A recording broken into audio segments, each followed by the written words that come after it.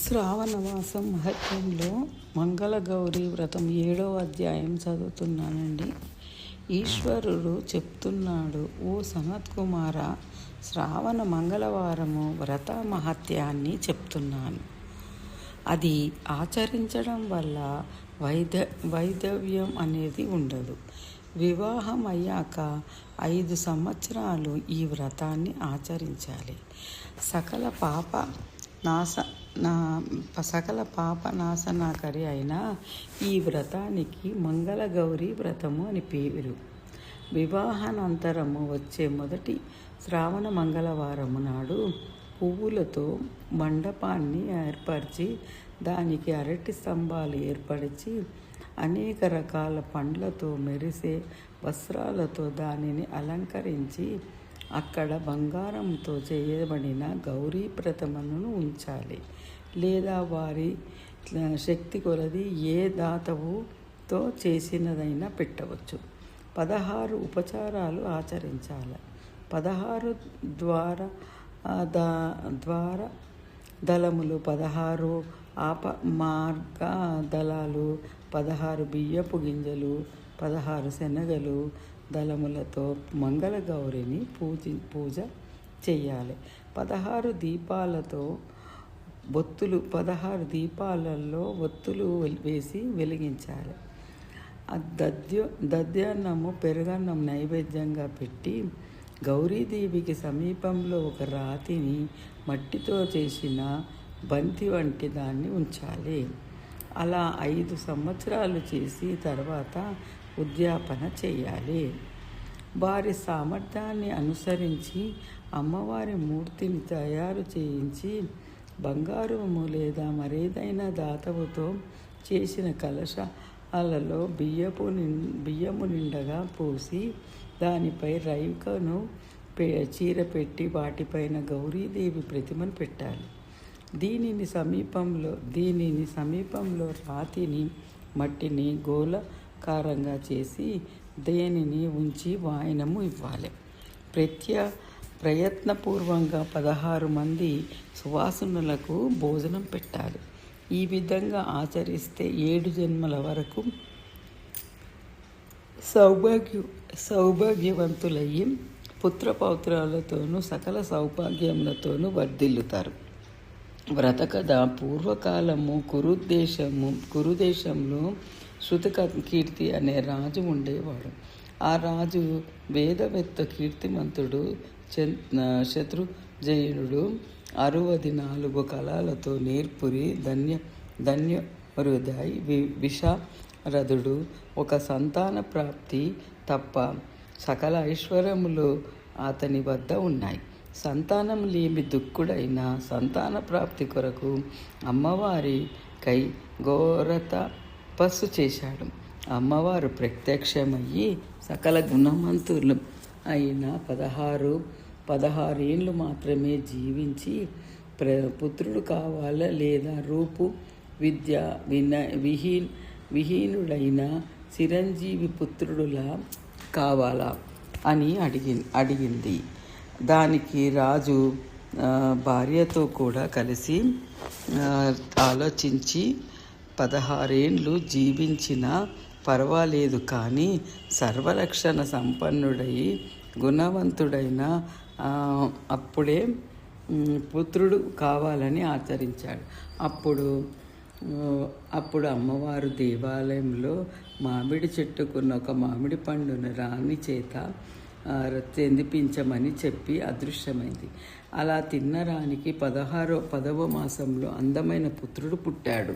వానికి జాతకర్మంలో ఇత్యాదులు హర్షశోకాలు రెండిటిని అనుభవించు చేశారు.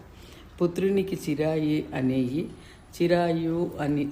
చిరు ఆయువు అని పేరు పెట్టారు. వానికి 16 సంవత్సరములు వచ్చేసరికి తల్లిదండ్రులు చాలా బాధపడ్డారు. పిల్లవాని మామయ్య తోడిచ్చి కాశీనగరానికి పంపుతూ పిల్లవాడిని తన తల్లి అన్నయ్యతో పిల్లవాడు కలిగితే తన కాశీకి పంపుతాను అని మృత్యుంజయుని ఒకప్పుడు ప్రార్థించారు. కాబట్టి పిల్లవాడిని తీసుకొని వెళ్ళవలసి వచ్చిందని చెప్పింది. వారి ఇరువురు కాశీకి ప్రయాణం చేస్తూ ఆనందసాగరంలో ఊరును చేరారు. దానిని వీరసేనుడనే రాజు పాలించేవాడు. వీరికి మంగళగౌరి పేరుతోనున్న సర్వలక్షణ సంపన్నులు మహా సౌందర్యవతమైన పుత్రిక ఉన్నది. ఆమె చెలికత్తలతో ఉద్యానవనంలో ఆడుతుండగా ఆమె సౌందర్యానికి ముగ్ధుడై చిరాయు అక్కడ చాటుగా ఉండి చూడసాగాడు. అదే సమయంలో ఆటలలో చిలకాడుతూ ఒక స్నేహితురాలు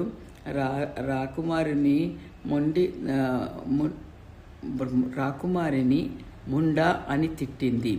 దానితో రాకుమారికి కోపం వచ్చుకొని, చాలా తప్పు మాట అన్నావు. మంగళగౌరీ దేవి దయ వల్ల మా వంశం ఎవ్వరికీ భర్త పోకుండానే ఆ దౌర్భాగ్యము భాగ్యము రాదు.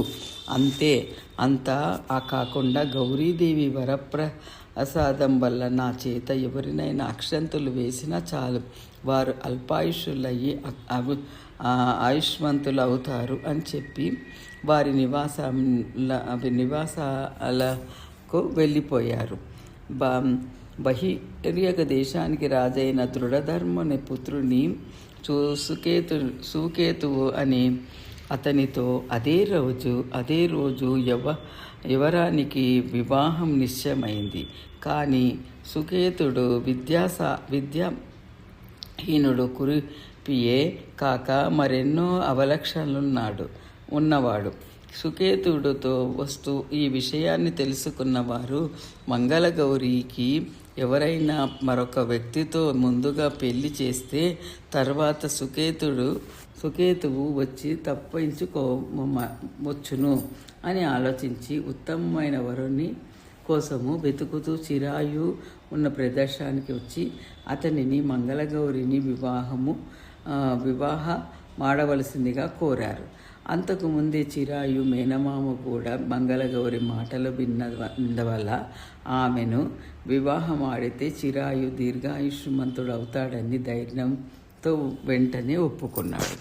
అప్పుడు చిరాయు సుకేతుని అనుకొని వారిద్దరికీ వివాహం జరిపించారు. పదములు మొదలైనవి అయినాక ఆ రాత్రి గౌరీశంకర్ల ప్రతిమ సన్నిధిలో దంపతులు నిద్రించారు. ఆ రోజుతోనే చిరాయుకి 16 ఏండ్లు నిండినందున కాలసర్పదోషం వచ్చిన చిరాయు కాటయ్యబోయింది. కానీ పరిస్వరంగంలోనున్న రాజకుమారి లేచి తన మహాసర్పాన్ని చూసి ముందుగా భయపడ్డా, తర్వాత ధైర్యం తెచ్చుకొని ఆ సర్పాన్ని షోడశోపచారాలతో పూజ చేసి తాగడానికి పాలు ఇచ్చి దీనంగా సర్పాన్ని స్తోత్రం చేస్తూ తాను ఉత్తమమైన వ్రతాన్ని కూడా ఆచరిస్తాను కాబట్టి తన పతికి ప్రాణహాని కలిగించవద్దని వేడుకుంది. అప్పుడు ఆ సర్పం అక్కడ నుండి కమండలంలోకి వెళ్ళిపోయింది. వెంటనే మంగళగౌరికి కమండలాన్ని మూత వేసింది. అంతలో చిరాయు లేచి ఆకలి వేస్తుందంటే మంగళగౌరి తన తల్లిని అడిగి పాలు, లడ్డూలు మొదలైనవి తెచ్చి చిరాయుకి ఇచ్చింది. అవి తిన్న చెయ్య కడుక్కోతుండగా ఉంగరం క్రిందకు జారి పడిపోయింది.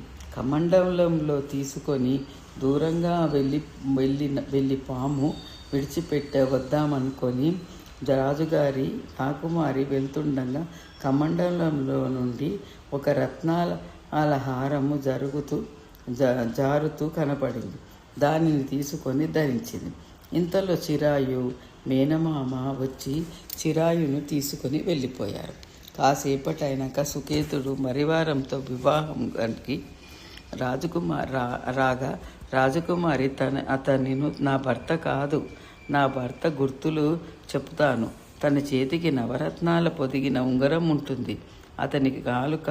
అతని కాలుకు కుంకుమ కూడా అంటుకొని ఉంటుంది. అదే రాత్రి నా కాలికై కూడా అంటుకుంది. కాబట్టి ఈ గుర్తులున్నవాడే నా భర్త, అతనను తీసుకుని రమ్మని చెప్పింది. ఆ మాటలు విన్న సుకేతువు వారి పరివారము వచ్చిన దారిలోనే వెనక్కు వెళ్ళారు. మంగళగౌరి తండ్రి వీరసేనుడు శృతకీర్తి ప్రజల ఆకలి పెరగడానికి అన్న పానాదులందును సత్రాలు ఏర్పాటు చేశారు. ఆ సందర్భంగా వీరసేనుని అమ్మాయికి జరిగిన వృత్తాంతాన్ని శృతకీర్తి తెలుసుకున్నాడు. ఇలా 1 సంవత్సరం గడిచాక యాత్ర అన్నీ పూర్తి చేసుకొని చిరాయు తన మేనమామతో అతని అక్కడ ఏమి జరిగింది అని తెలుసుకోవడానికి వీరసేను వద్ద వచ్చారు. అక్కడ గూట తాటిన ఉన్న మంగళగౌరి చిరాయును చూసి గుర్తించి అతని తన భర్తతో ఇలా తెలియజేసింది. దీనితో వీరసేనుడు సంతోషించి వారిద్దరిని మరలా ఘనంగా వివాహం జరిపించాడు. పిమ్మట శృతికేతు వీరసేనుకు అనేక సంపదలను ఇచ్చి వీడుకోలు తీసుకున్నాడు. తన కుమారుణ్ణి ప్రారంభంలో ఎలా తప్పిస్తుందని సందేశించి కోడలిని అడగగా కోడలు మంగళగౌరి వ్రత మహిమను చెప్పి దానివల్ల తన భర్త రక్షించబడ్డాడు అని తెలియజెప్పాడు. సనత్కుమారుడు ఈ కథ విన్నవారు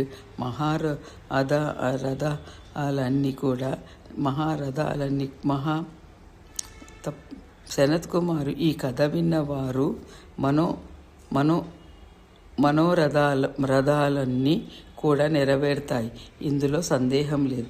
ఈ స్కాంద పురాణంలోని ఈశ్వర సనత్కుమార సంపద రూపంగానున్న శ్రావణ మాస మహత్యమునందు 7వ అధ్యాయము సమాప్తం. సర్వం శ్రీకృష్ణార్పణమస్తు.